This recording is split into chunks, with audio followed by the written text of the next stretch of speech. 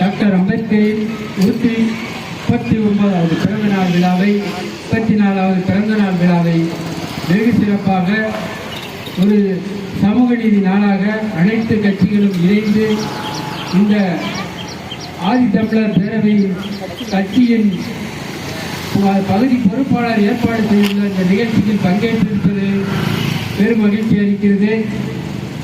ஒட்டுமொத்த இந்தியாவில் சாதிய கட்டமைப்பை தகர்த்தெறிவதற்கு ஒரு வெடிகுண்டாக விடிவெளியாக அவதரித்த ஒரு பொன்னாளாக இன்று அனைத்து மக்களும் கொண்டாடப்படுகின்ற ஒரு நிகழ்ச்சியாக இருக்கின்றது.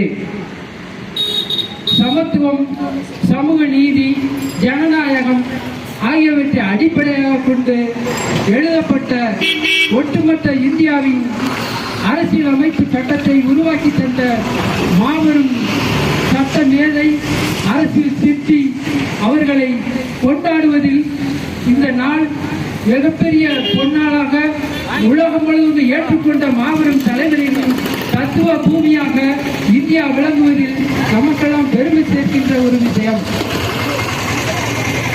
ஒட்டுமொத்த மக்களையும் கல்வியின் மூலம் மீட்டெடுக்க வேண்டும் என்று கனவு கண்டவர். அதனாலே அவர் படி ஒன்று சேர் புரட்சி செய்கின்ற மாபெரும் தத்துவத்தை இந்த மக்களுக்கு விட்டு சென்றுள்ளார். அவருடைய பாதையில் ஒவ்வொருவரும் பயணிக்க, இந்த சமூகத்தை மாற்றியமைக்க கல்வி ஒன்றே அவசியம் என்பதை வலியுறுத்த வேண்டும்.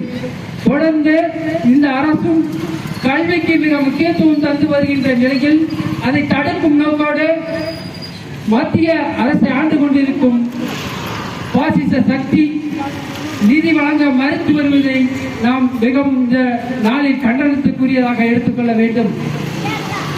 ஒட்டுமொத்த மக்களும் விழிப்புணர்வு பெற வேண்டும்.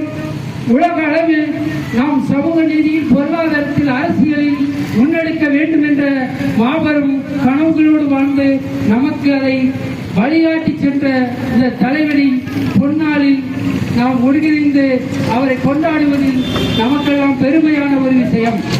எனவே அனைத்து மக்களையும் இந்த ஜனநாயக கட்டமைப்புக்குள் கொண்டு வந்து வாழ வைப்பதற்கு அவருடைய வழிகாட்டுதலை முன்னெடுத்து நாம்